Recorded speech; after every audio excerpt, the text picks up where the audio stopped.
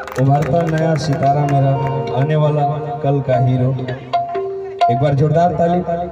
स्वागत बा दिल से और आगे एकदम मिजाज में तरीके से आप झुमाओ सबके।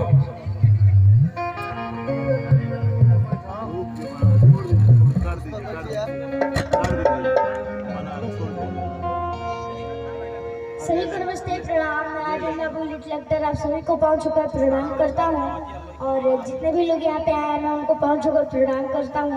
और आज यहाँ पे अनूप अंकल जी ने हमें बुलाया, मुझे बहुत अच्छा लगा। अभिषेक पांडे गोलू अंकल है, ब्रजेश अंकल है, चांदनी यादव अंकल है, बहुत अच्छा लग रहा है यहाँ पे आके। और कई सारे लोग हैं, मुझे यहाँ पे आके बहुत अच्छा लग रहा है। और सभी मुझे इतना प्यार दुलार देते हैं और आज मैं यहाँ पे आया, मुझे बहुत अच्छा लगा। और आज मतलब अनूप अंकल ने कम ही खर्चे में 2 पार्टी करवा लिया। सही बात है ना? कैसे क्या था? एक तो बर्थडे, एक क्या था, एक बर्थडे था, अगर वो जुटी था मतलब थोड़े से खर्चे में दोनों प्रोग्राम निकल दिए। और मेरा चैनल भी है आर्यन बाबू एंटरटेनमेंट और आर्यन बाबू ऑफिशियल, तो आप सभी उसे सब्सक्राइब कीजिए और अपना प्यार दुलार दीजिए।